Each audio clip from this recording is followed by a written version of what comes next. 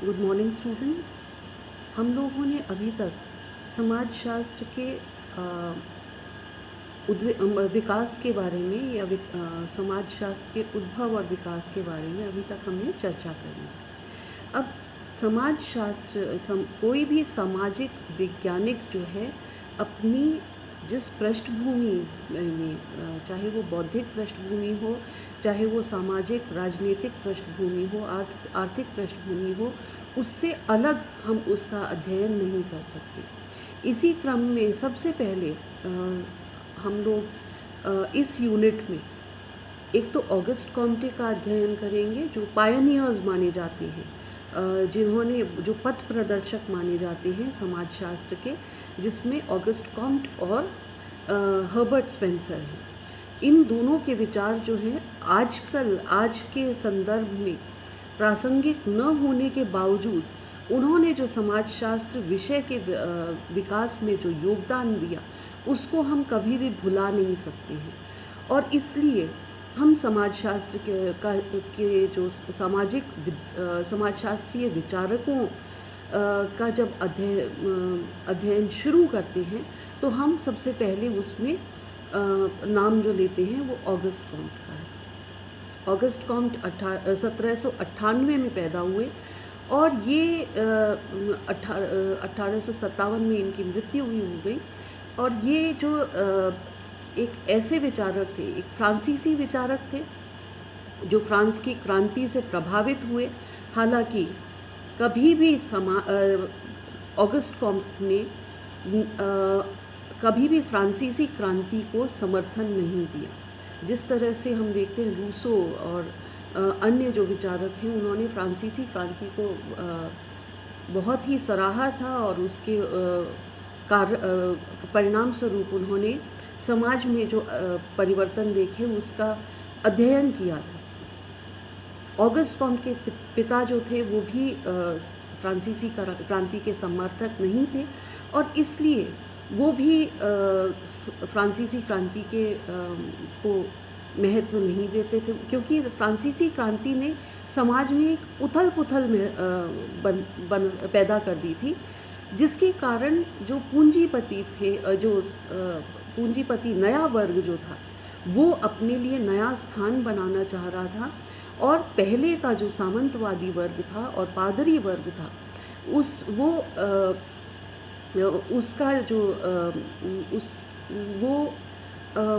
उसकी स्थिति जो है निरंतर गिरती चली गई।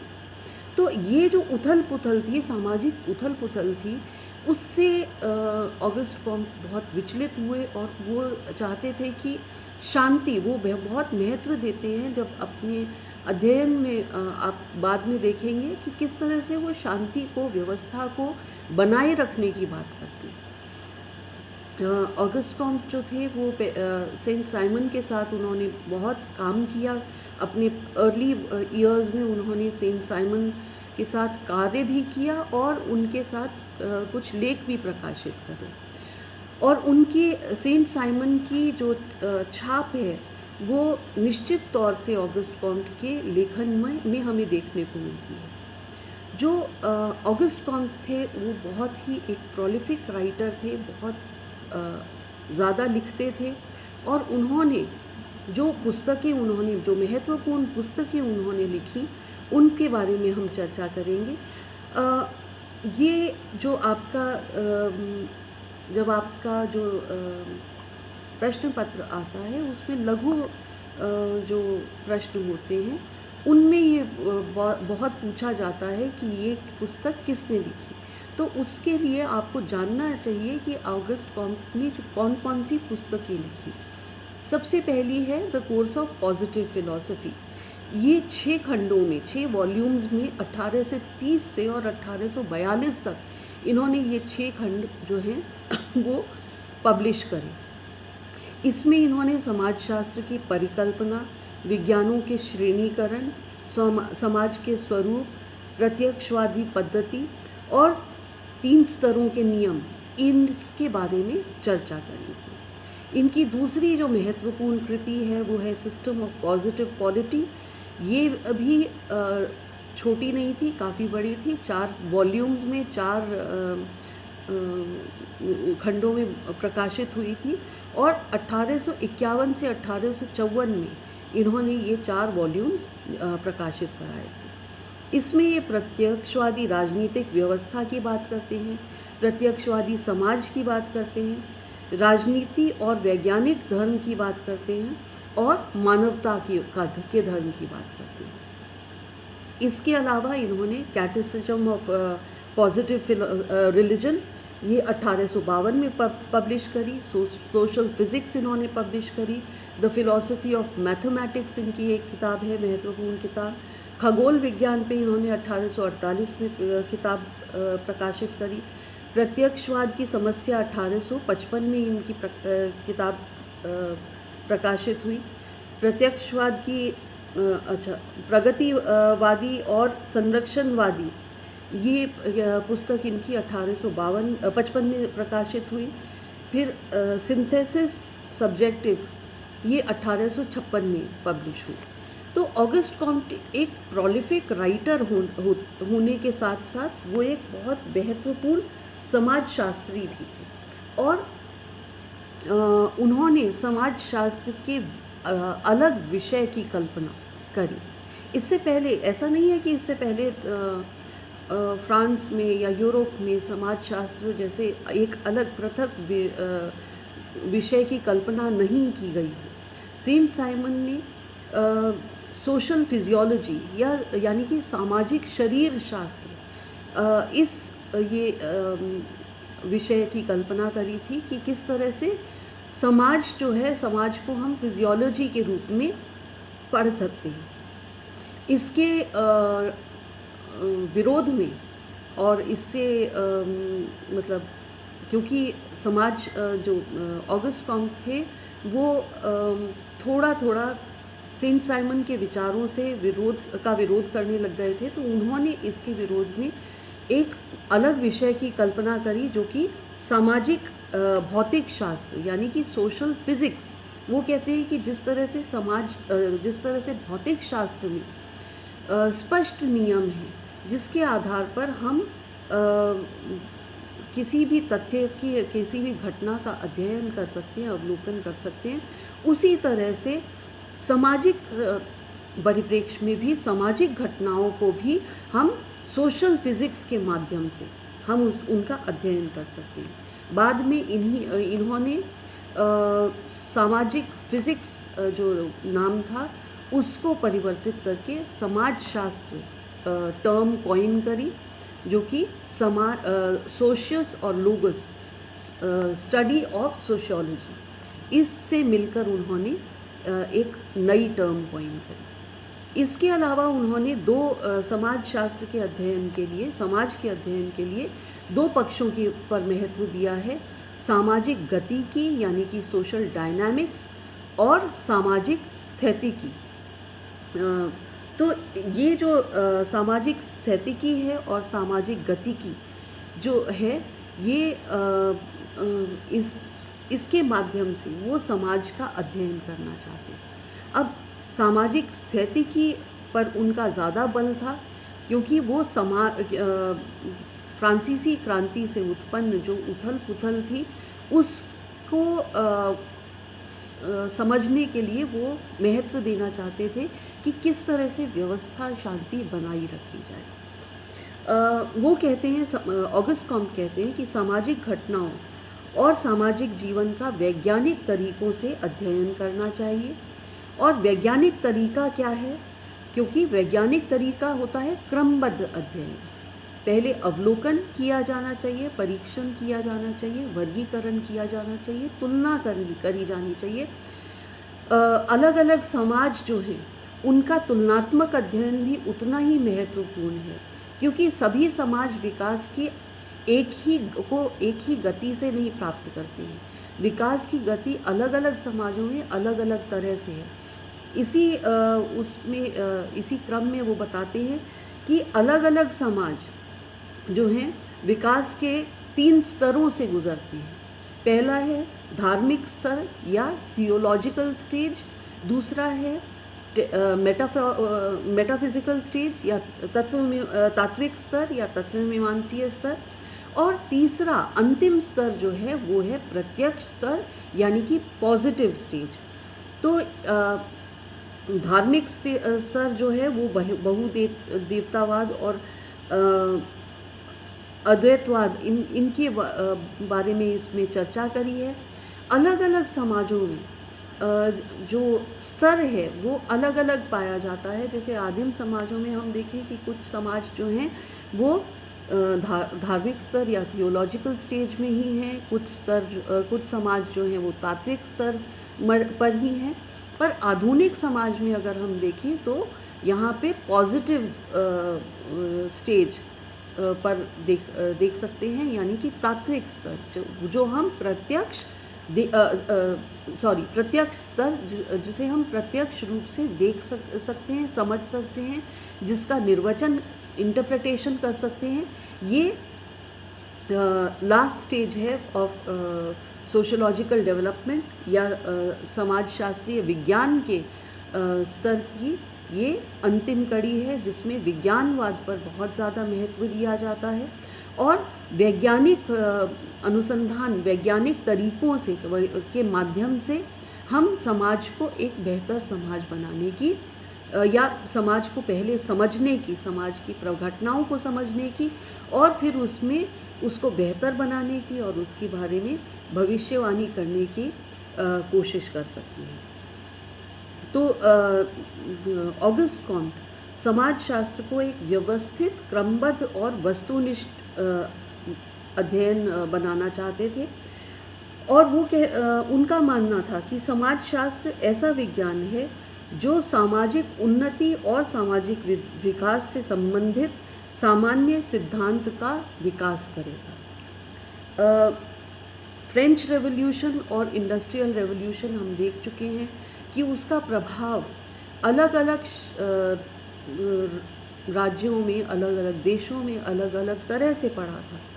इंग्लैंड में ये प्रगति बहुत ही तेज़ी से हुई और फ्रांस भी इस क्रम में, फ्रांस ने भी फ्रांसीसी क्रांति के बाद ये वैज्ञानिक क्रांति जो है या इंडस्ट्रियल रेवोल्यूशन वहाँ पे बहुत तेज़ गति से आया।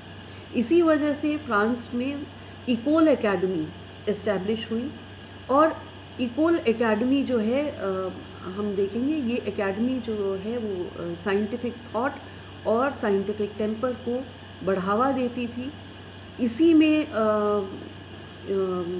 ऑगस्ट कॉम्ट ने एडमिशन लिया और यहाँ पे पढ़े भी उन्होंने। वहाँ पे पहले तो केमिस्ट्री और मैथ्स, रसायन शास्त्र और गणित का अध्ययन किया, साथ ही साथ उन्होंने इतिहास और दर्शन का भी अध्ययन किया।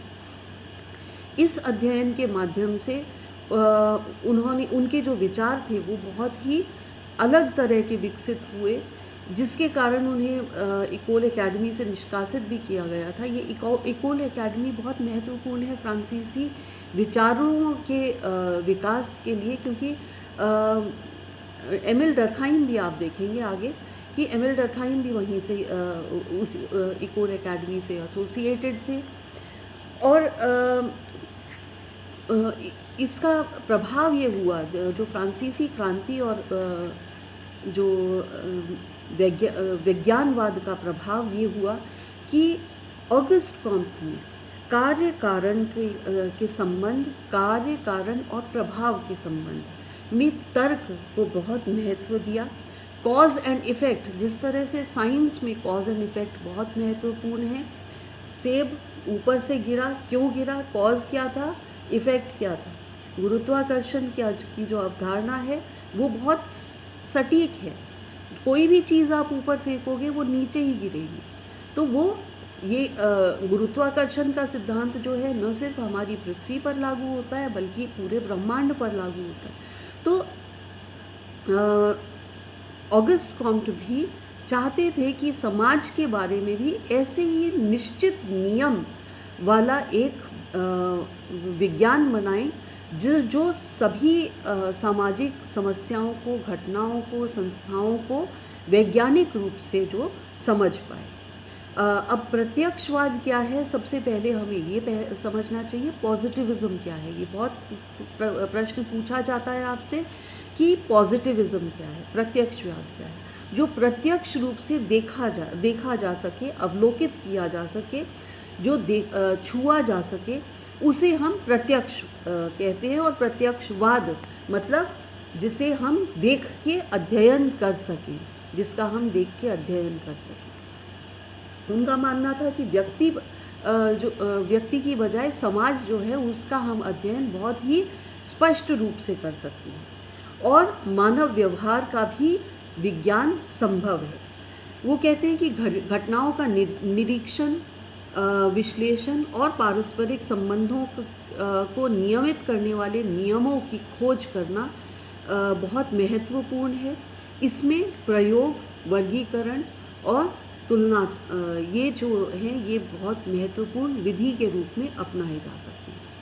अब वो किस समाज के बारे में जो विशेषताएं हैं, समाज की विशेषताएं, उसके बारे में करते हुए कहते हैं कि समाज में भी कुछ निश्चित नियम होते हैं और जिस तरह से प्रकृति है उसी तरह से समाज भी प्रकृति का अंग है। जैसे प्राकृतिक जो विज्ञान है उन्होंने नियमों को डिस्कवर किया, उन्होंने उनके बारे में खोज करी, उसी तरह से समाज के बारे में भी हम समाज के कुछ निश्चित नियमों की खोज कर सकते हैं और वो नियम क्या हैं उनको पता लगाने के बाद हम समाज को बेहतर समझ सकते हैं। और इस अध्ययन की प्रणाली में उन्होंने जब हम इन नियमों की खोज करें तो हमें कौन सी पद्धति अपनानी चाहिए। क्या जो लोग सड़क पे आपस में चलते फिरते जो बातचीत करते हैं उसके आधार पर हम सामाजिक नियमों के बारे में समझ सकते हैं, या केवल मात्र किताबों को पढ़कर क्या हम सामाजिक नियम समझ सकते हैं। वो कहते हैं नहीं, हम लोगों को सामाजिक नियम समझने के लिए हमें वैज्ञानिक पद्धति अपनानी पड़ेगी। वैज्ञानिक पद्धति क्या है? किसी भी सामाजिक समस्या या तथ्य या घटना को वैज्ञानिक रूप से उसका अध्ययन करना, उसका अवलोकन करना, निरीक्षण परीक्षण करना, उसका वर्गीकरण करना और फिर उसके ऊपर निष्कर्ष निकालना। तो ऑगस्ट कॉम्ट जो थे वो तार्किकता पर बहुत जोर देते थे, तर्क पर बहुत जोर देते थे कि तर्क के आधार पर हम किसी भी घटना को किस तरह से समझ सकते हैं।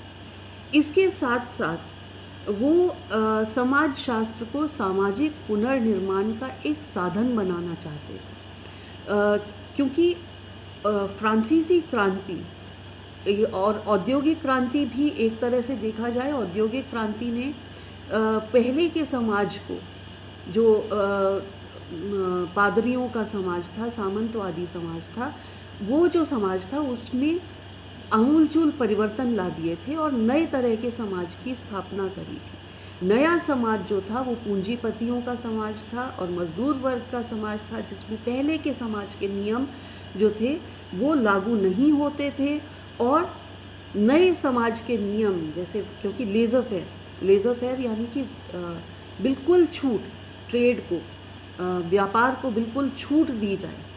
अगर कंपटीशन में रहना है तो लेज़र फेयर, एडम स्मिथ ने इसकी चर्चा करी है, पर लेज़र फेयर क्या होना चाहिए, क्या पूंजीपति को पूरी छूट होनी चाहिए। तो ये नए प्रकार के मूल्य थे वो अभी स्थापित नहीं हुए थे समाज में, और पुराने मूल्य जो थे उनसे उनका निरंतर टकराव होता था। तो इसलिए कि ऑगस्ट कॉम्ट मानते थे कि समाज शास्त्र जो है वो सामाजिक पुनर्निर्माण में बहुत महत्वपूर्ण योगदान दे सकता है। साथ ही वो कहते हैं कि समाज शास्त्र को प्रत्यक्षवादी और मानवतावादी धर्म के रूप में देखना चाहिए। मानवतावादी धर्म जो है वो एक तरफ वो विज्ञानवादी थे, दूसरी तरफ वो मानवतावादी भी थे। वो मानते थे कि हमें मानवता को इस क्रम में इस कड़ी में विज्ञानवाद के अधीन लाना होगा और वैज्ञानिक धर्म या प्रत्यक्षवादी धर्म, पॉजिटिव रिलीजन को हमें अपनाना होगा। जो पहले का धर्म था या धार्मिक मान्यताएं थी वो टूटती चली जा रही थी। हम जैसा कि हम पहले भी चर्चा कर चुके हैं, प्रोटेस्टेंट जो धर्म था वो पहले की कैथोलिक धर्म की मान्यताओं को स्वीकार नहीं कर रहा था और उसके स्थान पर नई सामाजिक मान्यताएं जो थी वो स्थापित होनी शुरू हो गई थी। तो ऑगस्ट कॉम्ट का मानना था कि धर्म से अलग हटकर हमें मानवता का धर्म, ह्यूमनिज्म का धर्म अपनाना चाहिए और साथ ही साथ हमें विज्ञानवाद का धर्म, विज्ञान हर जो भी हम कार्य कर रहे हैं उसको हमें विज्ञान की कसौटी से तोलना होगा। विज्ञान की कसौटी पर जो खरा उतरे वो ही समाज के लिए बेहतर है। तो जो इनके विचार से, ऑगस्ट कॉम्ट के विचार से समाज शास्त्र जो था वो ज्ञान से संबद्ध था और उनका मानना है कि धर्म और विज्ञान इन दोनों के बीच में समन्वय स्थापित करना पड़ेगा, जिसके माध्यम से सामाजिक विकास तेज़ी से हो सकता है। वो कहते हैं, ऑगस्ट कॉम्ट कहते हैं कि समग्र ब्रह्मांड अपरिवर्तनीय प्राकृतिक नियमों द्वारा व्यवस्थित और निर्देशित होता है। ये अपरिवर्तित नियम जो हैं जिनके द्वारा पूरी जो ब्रह्मांड है वो चल रहा है, वो ना ही धार्मिक हैं ना ही तात्विक हैं, बल्कि वो वैज्ञानिक हैं।